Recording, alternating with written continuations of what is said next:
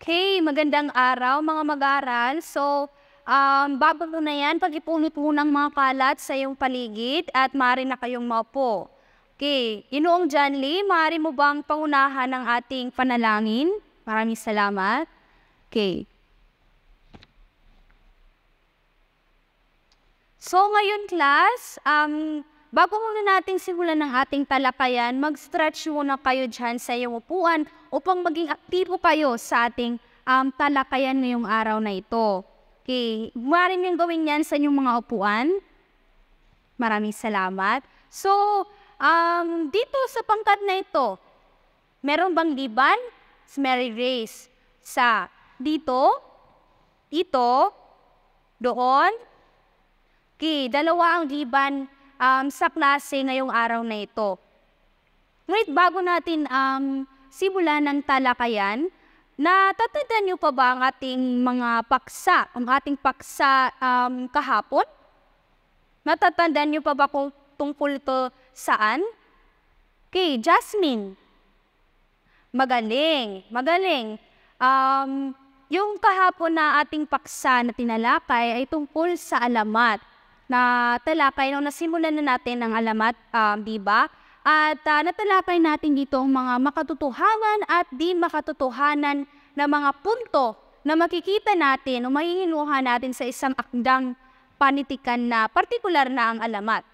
Sa araw na ito ay tatalakayin naman natin ang pangalawang paksa na konektado pa rin sa alamat. At kung makikita ninyo, narito ang paksa natin, ang elemento ng mga alamat. So, handa na ba kayong makinig? Magaling. So, bago natin simulan ng mga elemento, papasahan muna natin ang layunin. Kung magkaroon kayo ng pahapyaw na kaalaman kung ano ang magiging kabuuan ng ating klase. So, lahat ay magbabasa. Simulan nyo na. Okay, natutukoy ang mga pangunahing elemento ng alamat. Nasusuri ang bawat elemento ng isang alamat gamit ang graphic organizer. At ang panghuli ay naipapaliwanag ang kahalagahan ng mga elemento sa estruktura ng alamat. So yun yung ating mga layunin na ating tatalakayan maging kabuuan ng ating paksa. Ngunit bago muna, meron pa kayong kaalaman o natatandaan niyo pa ba kung ano ang alamat? Ano nga bang alamat? Tatatandaan niyo pa ba yung kahapon nating tinalakay? Okay, Mary Grace. Magaling. Ang alamat ay isang kwento tungkol sa mga pinagmulan ng bagay. Magbigay nga ng halimbawa. Okay, Joshua, alamat ng pinya, magaling. So, ano nga ba ang kahalagahan nito sa ating kultura? Meron nga ba itong kahalagahan sa ating kultura? Mag-aaral? Meron. So, ano yung kahalagahan nun? Okay. Leia. Tama. Ang alamat ay may isang importanteng gampanin sa ating kultura o mayroon itong kahalagahan sa ating kultura sapagkat sa alamat natin masasalamin ang iba't ibang tradisyon, mga paniniwala ng isang partikular na lugar sa kanilang partikular na kultura. Halimbawa na lamang dito sa ating lugar, sa Tacloban City. Meron tayong mga iba't ibang alamat sa iba't ibang barangay. Tama, di ba? So, ngayon, masasabi natin na ang alamat ay may kahalagahan sa ating kultura. Pinagyayaman nito ng ang ating kultura. Dito natin masasalamin ang iba't ibang tradisyon, mga paniniwala at mga relihiyon mismo at iba't ibang aspekto ng ating kultura. Ano nga ba? Ngayon naman, ano ang elemento ng alamat? So ito yung ating paksa o pangunahing paksa ngayon. Sa dati ninyong mga talakayan nung kayo'y baitang pito pa, natalakay niyo ba ang alamat? Oo, natalakay ninyo ang alamat. At natatandaan niyo pa ba kung ano ang iba't ibang elemento nito? Meron bang makapagbibigay ng isang elemento? Okay, Sarah. Magaling. Ang isang elemento ng alamat ay tauhan. Pangalawa, meron tayong 5 elemento. Okay? Oh, Joshua. Tama. Tagpuan. Magaling. At napapatig niyo pa o natatandaan niyo pa ba yung mga elemento? Sino pang makapagbibigay? Okay, yung nasa likod. Okay? Nathan? Magaling. Panghay. At meron tayong 3 bahagi sa ating panghay. Ito ay simula, gitna, wakas. At ang panghuling elemento, sino makapagbibigay? Okay. O, Sarah. Tama, magaling.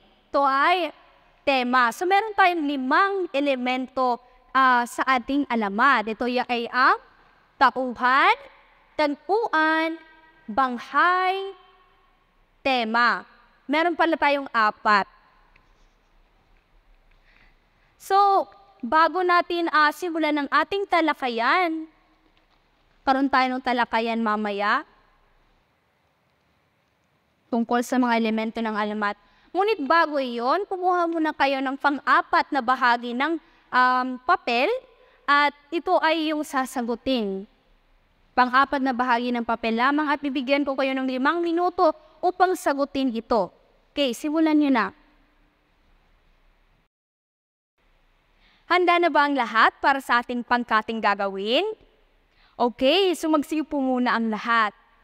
Ngayon ay papangkatin ko sa 4 ang klase at ibabahagi ko ang kopya sa bawat pangkat at susuriin ninyo ito at tutukuyin ninyo kung ano ang mga mahalagang epekto na nakapaloob dito.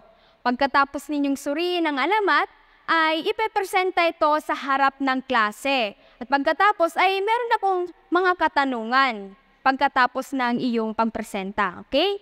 So, narito ang aking mga katanungan. Isulat ito sa inyong kwaderno dahil ito ay mahalaga. Okay? So, paano nakatutulong ang mga tauhan at tagtuan sa pagiging kapanipaniwala ng alamat? Paano ipinakita ng mga pangyayari sa kwento ang tema? Paano nakadaragdag ng kahulugan ang makasaysayang konteksto sa alamat? Ngayon dumako naman tayo sa ating talakayan. Batay sa pagsusuri sa klase, ating nalaman ang iba't ibang elemento ng alamat. Pero bago yan, atin munang bigyang pagpapakahulugan kung ano nga ba ang alamat. Mr. Nathan, maaari mo bang basahin ang kahulugan ng alamat? Tama. Ang alamat ay isang uri ng panitikan na nagsasalaysay hinggil sa pinagmulan ng mga bagay-bagay. Maaring ito ay minsan na nagtatalakay tungkol sa mga tunay na mga tao at puok. Ito ay tumatalakay sa mga katutubong kultura, kaugalian o kapaligiran, kadalasan ay katang-isip na nagpapasalin-salin buhat sa ating mga ninuno. Ang halimbawa ng alamat ay ang alamat ng pinya. Miss Sarah, ano nga ba ang alamat? Tama. Ngayon dumako naman tayo sa mga elemento ng alamat. Ang unang elemento ng alamat ay ang tauhan. Ang tauhan ay nagbibigay buhay at gumaganap sa mga pangyayari. Kumbaga, ang tauhan ito yung mga gumaganap sa isang kwento o sa isang alamat. Ang mga tauhan ito maaring mayroong mga kontrabida at bida. Pangalawang elemento naman ay ang tagpuan. Sa tagpuan, ito ay tumutukoy sa lugar kung saan at kailan nangyari ang isang alamat. Sa tagpuan, dito nagaganap ang pangyayari na nagaganap sa isang alamat. Ang pangatlong elemento naman ay ang banghay. Ang banghay, ito yung pagkakasunod-sunod na pangyayari. Sa banghay ay may 3 uri. Ito ay ang simula. Sa simula, dito natin makikita kung sino-sino ang nagsisiganap sa kwento. Dito natin makikilala ang mga tauhan, ang mga pangunahing tauhan sa isang kwento. Pangalawang uri sa banghay naman ay ang gitna. Sa gitna, dito natin makikita ang saglit na kasiglahan na kung saan naglalahad ng mga panandaliang pagtatagpo ng mga tauhan. Ang pangalawa naman ay ang tunggalian. Dito ay nagsasaad ng pakikipagtunggali o pakikipagsapalaran ng mga tauhan. Sa tunggalian dito nagaganap ang pakikipagtunggali ng pangunahing tauhan sa pangalawang tauhan. Susunod naman ay ang kasukdulan. Sa bahaging ito, nagsasabi kung nagtatagumpay o hindi ang tauhan. Sa kasukdulan dito natin malalaman kung ang isang kwento o ang isang alamat ay nagtapos sa masaya, malungkot. At dito rin natin malalaman kung ang tauhan ay nagtagumpay sa kanyang suliranin na nararanasan. Ang ikaapat na elemento ng alamat ay ang tinatawag na tema. Ito ang mensaheng nais ipahiwatig ng kwento. Dito natin malalaman kung ano ang tema na ginamit sa isang alamat o sa isang kwento. So ngayon ay natapos na nating talakay ng iba't ibang elemento ng alamat at ang kahulugan ng alamat. Nais kong tawagin isa sa inyo kung mayroon nga ba kayong natutunan batay sa aking tinalakay.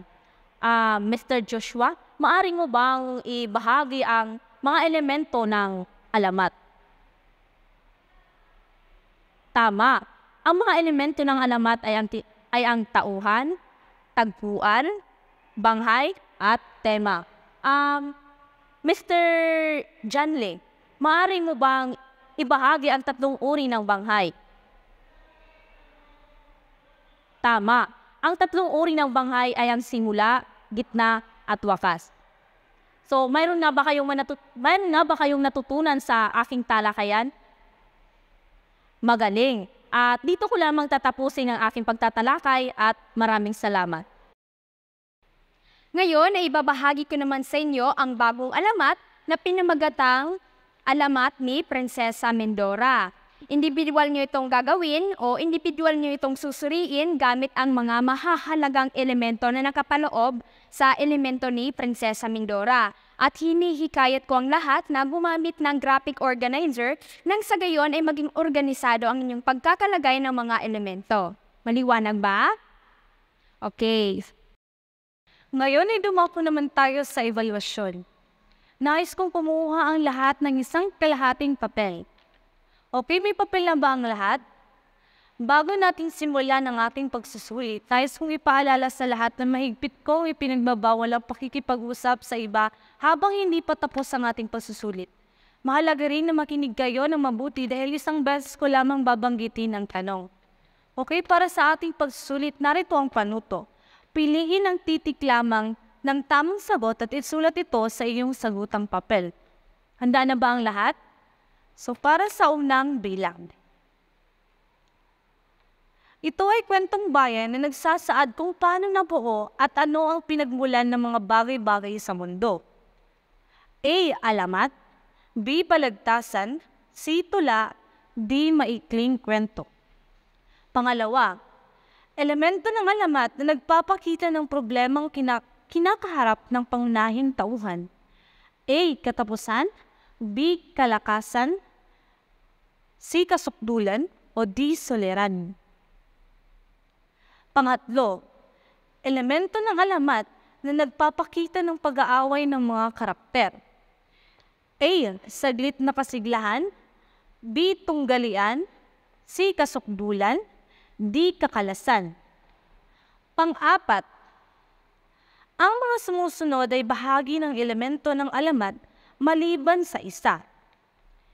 A. Simula. B. Gitna. C. Wakas. D. Bukod. Panglima, elemento ng alamat na nagpapakita ng pinakamagandang parte o bahagi ng istorya. A. Saglit na kasiglahan. B. Tunggalian. C. Kasukdulan. D. Kakalasan. Kaya nakakasunod ba ang lahat? Kung ngayon ay dumako naman tayo sa ika-6 na tanong. Alin sa sumusunod ang nagbibigay buhay sa kwento? A. Tagpuan. B. Tunggalian. C. Suliranin. D. Tauhan. Pang-7, elemento ng alamat na nagpapakita ng unti-unting pagbuti ng kwento o papalit sa katapusan. A. Saglit na kasiglahan. B. Tunggalian. C. Kasukdulan. O D. Kakalasan. Pang-8, ito ay ang lugar na pinangyarihan ng eksena. A. Tauhan. B. Kasukdulan. C. Tagpuan. D. Kakalasan. Pang-9, elemento ng alamat kung saan nagtatapos ang isang kwento. A. Tunggalian. B. Kasukdulan. C. Kakalasan. O D. Katapusan. Panghuling bilang.